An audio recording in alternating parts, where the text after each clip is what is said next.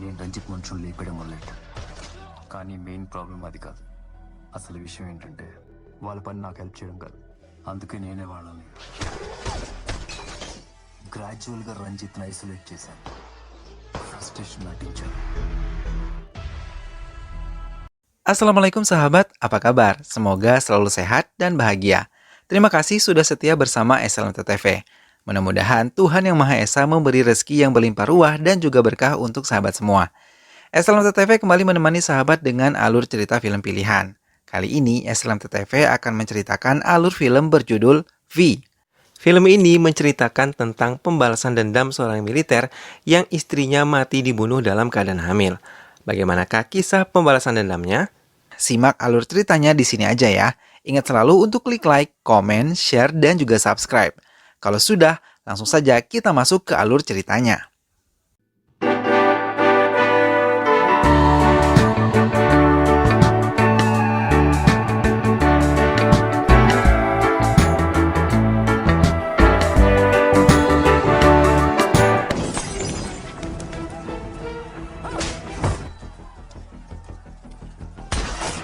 Kerusuhan terjadi di kota Tapacabutra. Pelaku membantai semua yang ada di sekitarnya. Mereka membunuh tanpa belas kasihan sama sekali dan membakar semua yang ada di dekat mereka. Misi itu dipimpin oleh seorang polisi senior bernama Pratap dan seorang polisi lain bernama Aditya. Aditya akhirnya berhasil menaklukkan para mafia dan menangkap beberapa anggota mafia yang selamat.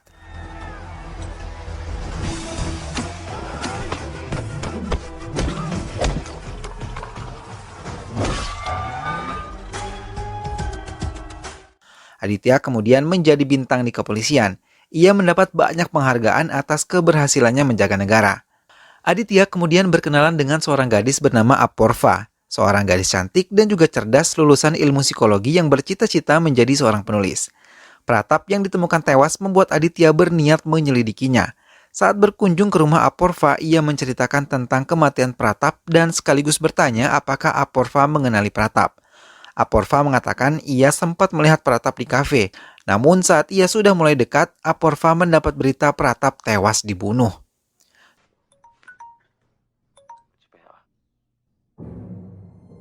Tanpa disadari Aditya, ia telah dimata-matai oleh seseorang yang mengaku sebagai pembunuh Pratap. Aditya meminta Mansur untuk menyelidiki keberadaan penelpon misterius itu melalui GPS di nomor provider. Namun saat ia mengikuti GPS yang diberikan Mansur, Aditya diantarkan ke sebuah pasar. Si penelpon menelpon Aditya dan mengatakan jangan mencarinya melalui GPS karena semua itu adalah handphone curian. Si penelpon tersebut akan membunuh 4 orang lagi. Dari Aporva, Aditya mendapat keterangan bahwa sebelum kematiannya, Pratap bertemu dengan seorang kepala developer yang bernama Malik. Aditya kembali menyelidiki Malik yang akan kembali dari Mumbai. Seperti Aditya yang mengawasi Malik, penelpon misterius itu pun juga mengawasi Malik. Namun, Malik yang mengetahui kehadiran Aditya mencoba menghindar. Setelah mandi dan bersih-bersih, ia bukan menemui Aditya namun menuju tempat istirahatnya. Akan tetapi, ia tidak dapat menghindari si penelpon misterius yang berhasil menemukan Tuan Malik. Ia secara tiba-tiba menyerang Tuan Malik. Kemudian mengikatnya di sebuah pohon dan langsung membunuhnya dengan sangat keji. Si penelpon gelap itu menempelkan secari kertas di dahi Tuan Malik. Aditya yang mendapat berita Tuan Malik tewas segera berlari menuju tempat kejadian. Ia melihat mayat Tuan Malik berlumuran darah. Bagian forensik yang memeriksa mayat Tuan Malik menemukan secari kertas di dalam mulut Tuan Malik yang bertuliskan, "Burung bukan burung. Potonglah ekornya, carilah matahari di tengah-tengah kegelapannya." Aporva memberanikan diri mengunjungi Aditya ke rumahnya. Aporva menceritakan saat ia menemui Prasad yang sedang berbicara dengan Tuan Malik. Mereka diancam akan dibunuh oleh seseorang. Sambil mendengarkan keterangan Aporva, Aditya memandangi foto kertas yang berada di tubuh Malik. Ia memperhatikannya dengan cermat. Dalam kertas tersebut terdapat huruf V. Aditya menarik kesimpulan, V ini adalah dalangnya. Aditya meminta Mansur menyelidiki Pratap dan Malik apakah memiliki teman atau anak buah berinisial V. Mansur mengabari bahwa salah satu anak buah Prasad ada yang bernama Vicky. Mendengar itu, Aditya membawa beberapa polisi untuk mendatangi alamat Vicky yang telah didapat dari Mansur. Sesampainya di tempat Vicky, anak buah Aditya membawanya ke kantor polisi untuk dimintai keterangan. Namun, mereka tidak menyadari bahwa si penelpon misterius itu sedang memperhatikan mereka. Dia tepat berada di kamar sebelah Vicky.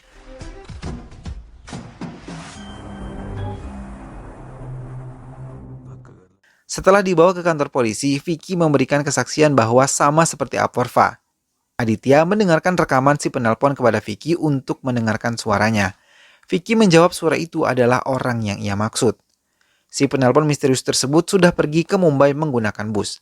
Aporva menelpon Aditya dan mengatakan akan ada pembunuhan lagi di kota lain setelah ia membaca secara seksama kertas yang ditinggalkan pelaku di mulut korban. Aporva juga mengundang Aditya ke acara makan malam bersama keluarganya. Sementara si penelpon misterius tersebut sudah berada di Mumbai dan mempersiapkan pembunuhan selanjutnya. Aditya bersiap datang ke rumah Aporva dengan membawa seikat bunga. Saat sedang merasakan kehangatan keluarga Aporva sambil makan malam, Aditya mendapatkan petunjuk dari teka-teki di kertas tersebut. Ia segera menelpon Mansur memintanya memesan tiket tercepat ke Mumbai. Aditya juga menelpon Fares, bagian forensik, untuk menyelidiki lebih teliti kertas di mulut Malik. Tidak lama di bagian forensik mengatakan bahwa kertas tersebut mirip sebuah logo hotel di Mumbai. Mendengar itu semua, Aditya izin pulang dari rumah Aporva. Di tengah perjalanan, Aditya menelpon pihak kepolisian Andheri untuk bekerja sama dan menyelidiki hotel yang dimaksud oleh Aditya. Secepat mungkin Aditya terbang ke Mumbai dan menelpon polisi di kota itu untuk bertemu di daerah Gua Mahakali letak Hotel Wismas berada. Pelaku V tersebut bertemu dengan kakak, kepala geng mafia di Mumbai dan melakukan transaksi jual beli senjata tajam.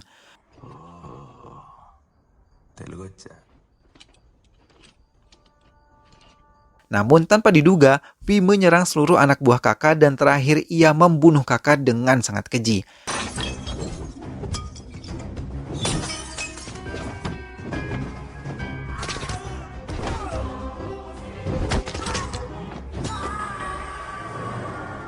Aditya dan para polisi datang ke tempat kejadian, namun terlambat karena sudah ada korban berjatuhan. Aditya sempat bertemu dengan V dan berusaha mengejarnya, namun Aditya gagal menangkap V. Aditya kembali lagi ke tempat kejadian dan melihat korban yang dibunuh oleh V. Kembali V menelpon Aditya. Kini ia sedikit membuka identitas dirinya kepada Aditya dengan cara mengirimkan foto semasa mereka duduk di bangku SMP. Aditya terus mengingat-ingat, namun menemui jalan buntu. Aditya kemudian pergi ke SMP Bemili tempat ia bersekolah dulu di daerah Vizag. Kemudian seorang penjaga sekolah menjelaskan kepada Aditya bahwa yang difoto Aditya itu adalah teman Aditya semasa SMP dan bernama Yendruri Wisnu. Aditya diberi petunjuk untuk bertemu Ratna Kumar karena ia berteman baik dengan Wisnu. Aditya langsung mengunjungi rumah Ratna Kumar dan bertemu dengannya. Ratna Kumar menerima kedatangan Aditya dengan baik. Setelah Aditya bertanya tentang Wisnu, ia menceritakan semuanya. Dahulu, ia dan Wisnu adalah tentara yang ditugaskan mengamankan daerah Kupwara yang menjadi sarang pemberontak. Semenjak kejadian itu, mereka semakin akrab. Wisnu kemudian menikah dengan Saheba, gadis muslim yang cantik jelita. Wisnu meminta izin dengan atasannya untuk menemani Saheba melahirkan, namun ditolak karena Wisnu sudah terlalu banyak izin. Malah, mereka mendapat tugas kembali mengamankan Kurwata. Namun nasib naas menimpa mereka. Bus yang mereka tumpangi dihujani bom, hingga bus terguling dan jatuh ke jurang.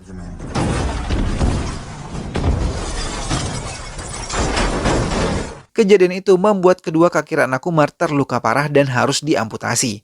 Kemudian sejak kejadian itu, Ratna Kumar tidak pernah berjumpa dengan Wisnu. Ratna Kumar malah mendapat kabar bahwa Saheba meninggal dunia akibat kerusuhan yang terjadi di Tapa Cabutra tahun lalu pada acara Muharram umat muslim. Kemudian ia meminta Mansur menyelidiki file Saheba dalam kerusuhan Tapa Cabutra tahun lalu. Sesampai di kantornya, Aditya dan anak buahnya yang lain memutar kembali rekaman CCTV di daerah kerusuhan. Namun mereka tidak menemukan Saheba terbunuh di sana. Kemudian Mansur mengatakan bahwa Saheba di kota ini mengenal Rashid. Setelah mendapat alamat Rashid, Aditya langsung menuju ke sana. Aditya berhasil menemui Rashid. Ia meminta keterangan kepada Rashid. Kemudian Rashid mengatakan bahwa ia dan Saheba tidak mengenal dekat satu sama lain. Orang tua Rashid, ia dan Saheba adalah korban sebuah bom di daerah Gokul. Dari peristiwa itu, Rashid bertemu dengan Saheba juga karena mereka tinggal di panti asuhan yang sama setelah kejadian itu.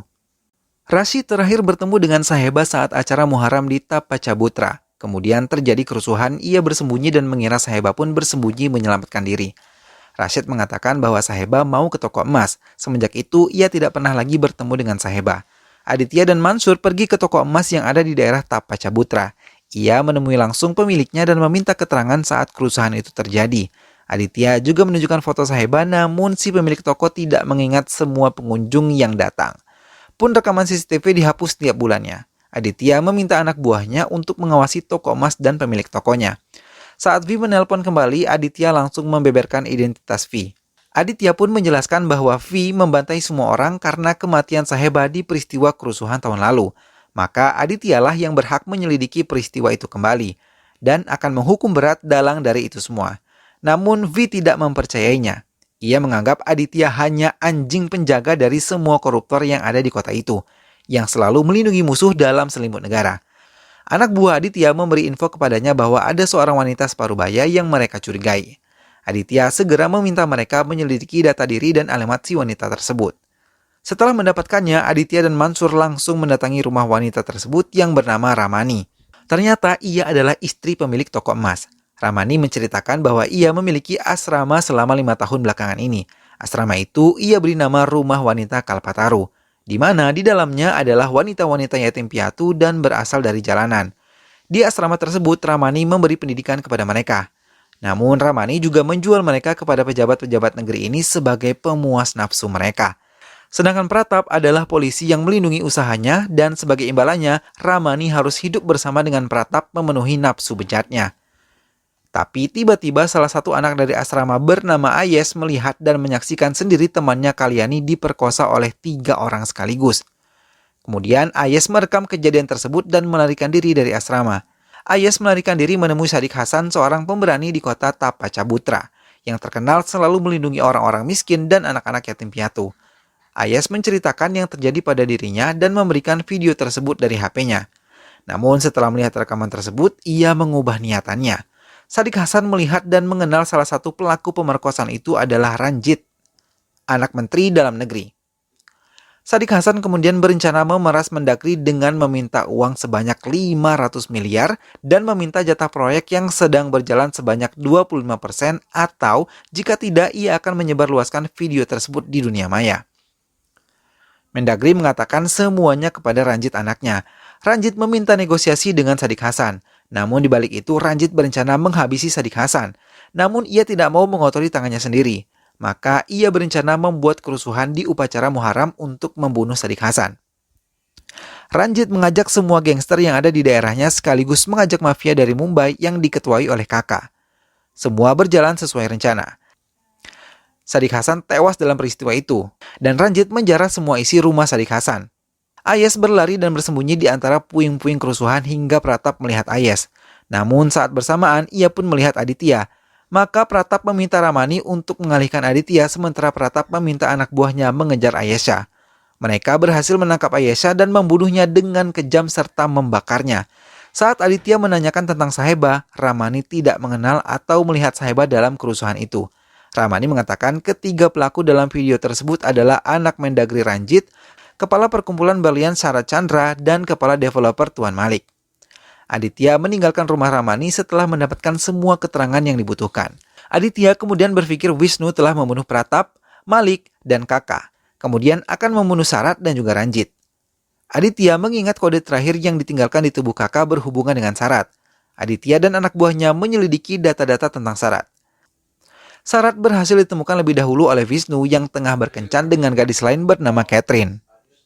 Wisnu melepaskan gadis tersebut, sementara ia memukul Syarat hingga pingsan dan mengikat tubuh Syarat di jok mobil.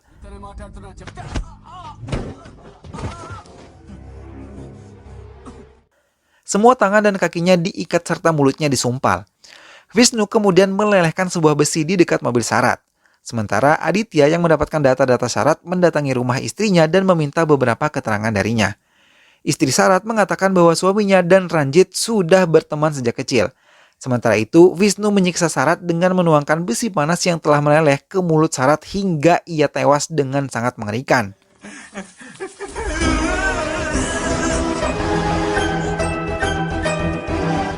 Aditya kemudian mendapat telepon dan menanyakan kepada istri Syarat apakah mobil dengan plat TS10GJ0001 adalah mobil Syarat.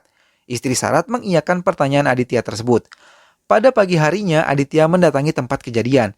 Ia melihat korban telah tewas dalam keadaan mengerikan dan lagi Wisnu memberi kode di secari kertas yang ditempel di dahi korban. bertuliskan hanya ikan paus yang tersisa.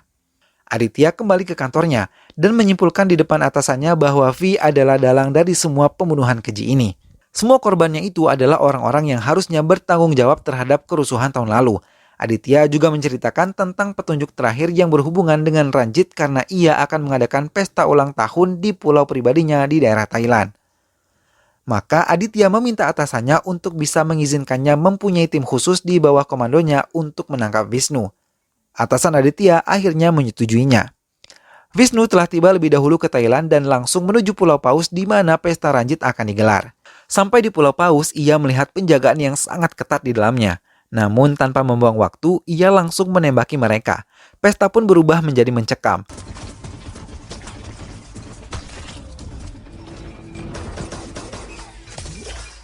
Anak buah Ranjit membawanya masuk ke dalam hutan pulau tersebut menghindari kejaran Wisnu.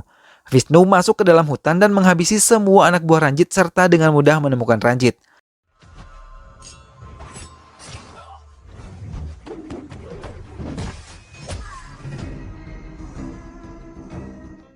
Tanpa membuang waktu, ia menghujani tubuh Ranjit dengan banyak tusukan hingga sekarat.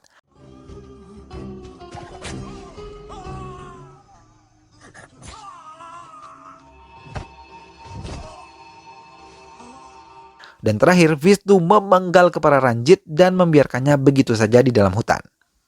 Kembali, Aditya datang terlambat dan telah melihat mayat Ranjit tengah memangku sendiri kepalanya. Aditya merasa marah dan sedih karena ia telah gagal dan merasa kalah dari Wisnu. Dengan kecewa, ia mengarahkan pistolnya ke dahinya namun kemudian ia tersadar dan menembakkan pelurunya ke udara sebagai pelampiasan kegagalannya. Aditya kemudian mengundurkan diri dari kepolisian dan menyerahkan semua medali yang ia pernah dapatkan. 20 hari setelah pengunduran diri Aditya, ramai diberitakan bahwa pembunuhan berantai yang mengakibatkan pengunduran diri Aditya telah ditangkap dan terungkap pelakunya bernama Vamis. Misi tersebut dilakukan di bawah pimpinan Satya. Setelah melihat berita tersebut, Aditya mendapat telepon dari Wisnu. Kemudian Wisnu mengatakan bahwa mayat tersebut adalah mayat pencopet yang dijadikan tumbal kepolisian untuk menjaga nama baik mereka. Aditya berinisiatif mengajaknya bertemu. Wisnu pun mengiyakan. Aditya dan Wisnu bertemu di sebuah hotel daerah pantai. Aditya terperangah saat pertama kali melihat Wisnu. Mereka membahas kejadian pembunuhan itu. Aditya mengakui bahwa saat pembunuhan Ranjit, sebenarnya ia secara tidak langsung membantu Wisnu. Karena sebelum misinya dijalankan di Thailand, Mansur mengabarkan bahwa anak buah Mendagri berencana menghabisi Wisnu dan juga Aditya. Maka Aditya mengubah rencananya yang seharusnya ia melindungi Ranjit, ia malah membuka jalan untuk Wisnu menemukan Ranjit dengan cepat dan menghabisinya. Kemudian Aditya berpura-pura frustrasi akan kegagalannya dan kekalahannya terhadap Wisnu. Wisnu pun menceritakan kejadian yang dialaminya. Setelah ia dan temannya jatuh ke jurang Kupuara, tubuhnya terseret arus sungai dan diselamatkan oleh warga sekitar. Setelah ia merasa lebih baik, si penolong itu meminjamkan HP-nya kepada Wisnu untuk mengabari keluarga Wisnu. Yang pertama kali dihubungi Wisnu adalah Saheba. Namun sayang HP Saheba tidak aktif. Kemudian ia membuka emailnya karena Saheba selalu berkirim email dengannya selama ini. Wisnu mendapatkan sebuah video kiriman Saheba. Ia pun menunjukkannya kepada Aditya. Wisnu menceritakan saat itu Saheba sedang berada di toilet toko emas saat terjadi kerusuhan dan tidak bisa melarikan diri. Saat Saheba keluar, ia memutuskan kembali ke dalam toilet namun ia bertemu dengan Ayesha. Saheba pun menarik Ayesha untuk bersembunyi bersamanya di toilet. Saheba mengatakan dalam rekaman videonya, ia telah melihat rekaman dalam HP Ayesha yang merekam kekejaman yang dilakukan terhadap Kalyani. Saheba menyebutkan 3 nama pelaku dalam video itu, yaitu anak Mendagri Ranjit, kepala developer Tuan Malik, dan ketua toko berlian Sarat Chandra, serta inspektor senior dalang dibalik ini semua yaitu Prasad. Saheba mengatakan kerusuhan itu dibuat untuk membunuh Sadiq Hasan, untuk menghilangkan bukti, dan untuk membunuh Ayesha saksi dari kejadian itu semua. Saheba meminta Wisnu untuk menghancurkan mereka semua sebagai para pelaku. Pintu toilet digedor dengan kencang dari luar. Saheba secepat mungkin mengirimkan video tersebut ke email Wisnu dan langsung membuangnya ke toilet. Saheba dan Ayes ditarik keluar toilet. Saheba berusaha menolong Ayes, namun ia malah dibunuh dengan keji oleh kakak dan anak buahnya. Aditya bergetar melihat video tersebut. Tujuan Wisnu menantang Aditya karena menganggap Aditya adalah bagian dari konspirasi itu. Aditya memberikan kembali HP-nya kepada Wisnu, namun Wisnu menolak dan mengatakan bahwa itu adalah bukti yang harus ditunjukkan kepada dunia. Martabat dan integritas orang seperti Aditya tidak harus dikorbankan untuk para mafia hukum di negeri ini. Aditya kemudian menggelar jumpa pers dan membeberkan semuanya di hadapan publik. Aporva mengangkat kisah ini menjadi sebuah novel yang berjudul Saheba dan menghadiahkannya kepada Wisnu dan Aditya. Film pun selesai. Nah teman-teman, itulah tadi kisah pembalasan dendam yang dilakukan oleh tokoh V. Semoga kalian semua terhibur ya setelah menyimak video ini. Saksikan terus video-video SLMT TV. Ingat selalu untuk klik like, komen, share, dan juga subscribe. Terima kasih sudah menonton video ini hingga akhir. Sehat selalu dan sampai jumpa. Wassalamualaikum.